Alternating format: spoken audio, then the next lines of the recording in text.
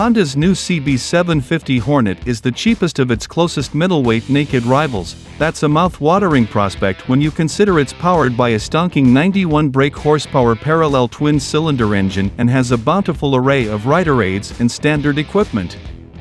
There are no obvious signs that corners have been cut to get the price so low, but a couple of burning questions remain. Is it as fun to ride as Yamaha's MT-07? Does it handle as well as a Triumph Trident 660? And it is worthy of its name, especially now it has 2 fewer cylinders than the 1998 original, while its gusty new engine is the star of the show. Although the throttle response can be snatchy and being so small and light it's easy to manage, although the short seat is a squeeze for taller riders. Ride quality and suspension control could be better, and it takes time to get used to such quick steering, but it's stable and handles neatly in corners. It isn't perfect, but the Honda Hornet is an honest-to-goodness sports naked that offers big thrills for little money, just like the original.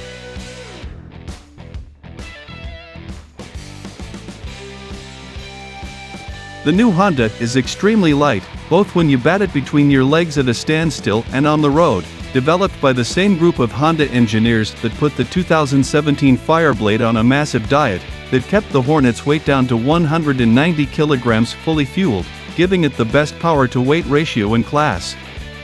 It's small too and looks almost toy-like by comparison for a 750. Its slim has a low 795mm seat, naturally placed bars, and feels every inch a friendly, easy-to-ride Honda. Smaller riders won't have a problem getting their feet flat on the floor, and it's not too cramped in the peg department, but for the tall the seat doesn't have enough front-to-back room, causing your lower back to touch the rear seat pad, hemming you in.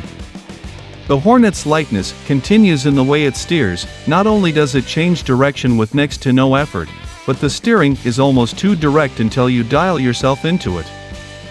It's like the forks are so steep the front wheel is underneath you, which it's not, of course. Rather, the Honda's keenness to change direction is down to sporty geometry. Not only is its tubular steel frame 11% lighter than the Honda CB650Rs, but the wheelbase is also 30mm shorter, the rake's 0.5% steeper and trail 2mm shorter. A narrow 160-section rear tire adds agility. At first the steering is so sensitive it's hard not to thruppeny bit around roundabouts and slow corners, something compounded by snatchy fueling from a closed throttle, but as you get used to the Hornet your steering inputs naturally adapt and the more natural it feels.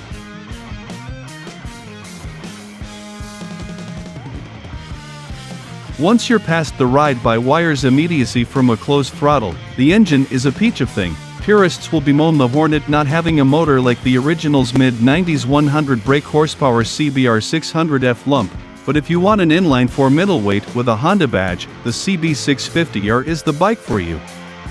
It's true that parallel twins aren't often the most exciting engines and can sound a bit drony, but Honda have done their best to inject as much drama as they can, while still getting it signed off by the Euro 5ists.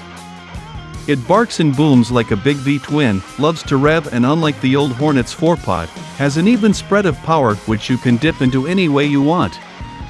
It's as happy plodding through town as it is banging against the limiter and reminding you its class-leading 91 brake horsepower is actually rather a lot, especially on a bike this light. It's grunty so much so that during our mountainous test ride it'll pull out of just about any corner in third gear, no matter how slow. Add in a dab of clutch and just like an MT-07, you can send the front wheel skywards with the electronics switched off. A full array of electronics gives the engine even more flexibility. Depending on which riding mode you choose, you can set the urgency of the power delivery in 3 stages and choose the amount of traction, wheelie, or engine brake control you want.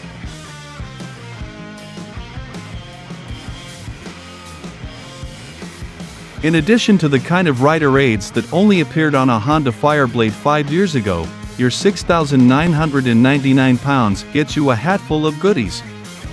There are 3 riding modes, plus an extra user mode that lets you choose between 3 power maps, 3 torque control settings, and engine braking.